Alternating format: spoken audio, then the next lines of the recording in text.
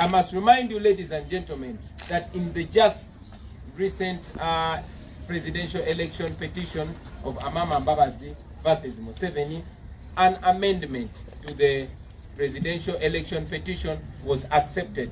So it was clearly discriminatory of the Supreme Court to reject an amendment to our petition. Yet an amendment was accepted in the recent presidential election petition. As if that was not enough, ladies and gentlemen, our lawyers put it to the Supreme Court. They explained to the Supreme Court that we were unable to put all our grounds together because time was not enough, having noted that the military and police took away 11 days from our time. The Supreme Court, with a clearly biased attitude, rejected our amendment. Now, a matter before court is determined according to evidence. Because a matter is determined according to evidence, we made every effort to collect as much evidence as possible. Even amidst difficulty, you are all aware that many of our election observers as national interplatforms, many of our polling agents were arrested and others were and continue to be on the run. Many of them are in prison. Many of them have been abducted by the police and the military, and we don't know where they are. And yes, very many of them are on the run. So amidst those challenges, we were still able to put together that evidence, well knowing that in the past presidential election petitions, for example, one of 2001 and one of 2006 of Dr. Kizza Besigye versus Museveni, evidence was continuously admitted in the court all through the hearing. But guess what? When we took our evidence to the Supreme Court, even before the hearing, the Supreme Court, in an unprecedented manner, rejected our evidence. We are convinced that the Supreme Court has a predetermined mind. They want to rule that we lost this petition because we did not adduce enough evidence. But here is the Supreme Court rejecting evidence. And among the evidence that was rejected was an affidavit by our Secretary General, was an affidavit by a comrade called Kalundi Serumaga of a video which was putting everything clear to the Supreme Court. Videos of the military ballot stuffing, videos of pre-ticked ballots being ticked by the police and the military, videos of places, especially in Western Uganda, where voting did not take place at all, videos of contradicting declaration forms. All that was rejected.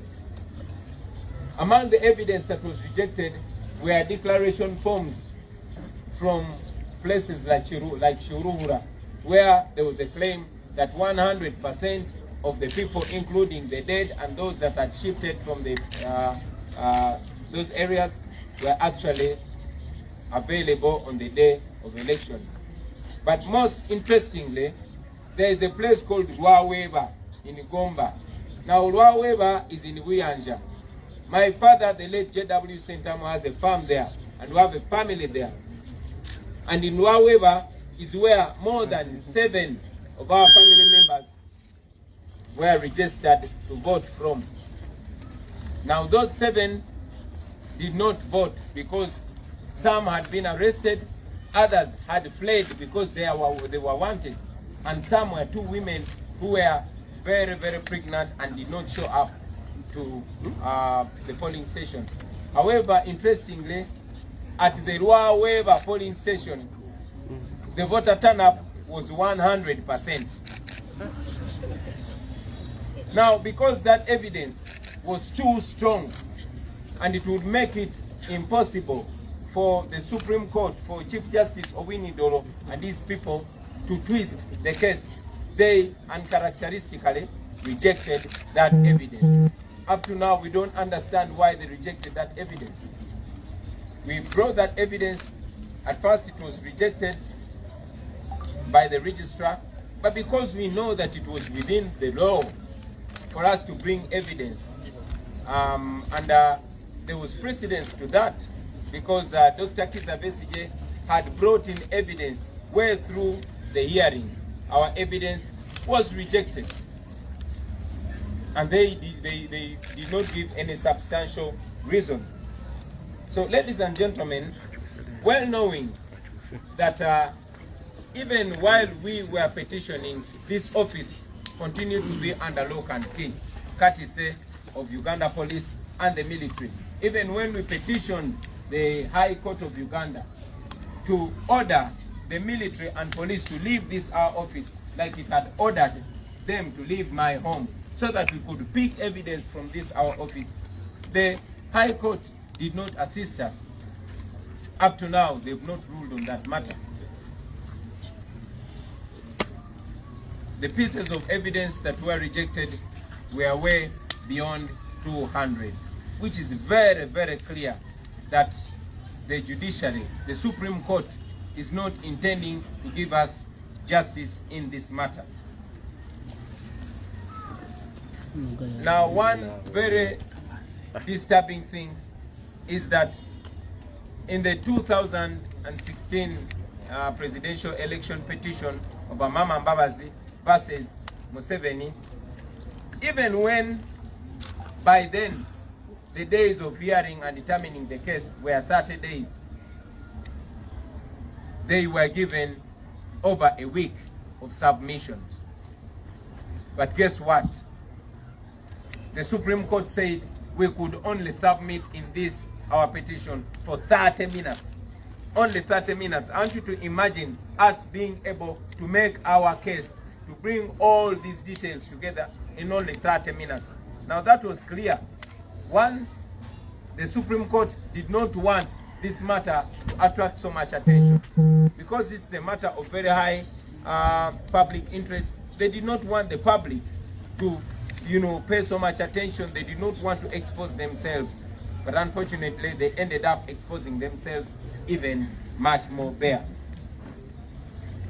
So, for that matter, ladies and gentlemen, for the reasons that we've given above, we have decided to withdraw from their court.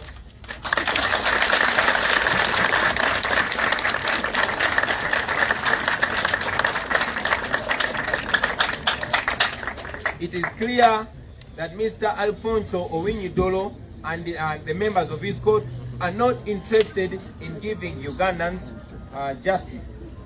No, they are not. I want to read you a small. Quote in a book written by Yoweri Museveni and his friend after the 1980 elections. Now this is Museveni writing. He said, in a fascist regime, the judiciary is only a manipulated tool for dictators to carry out their despotic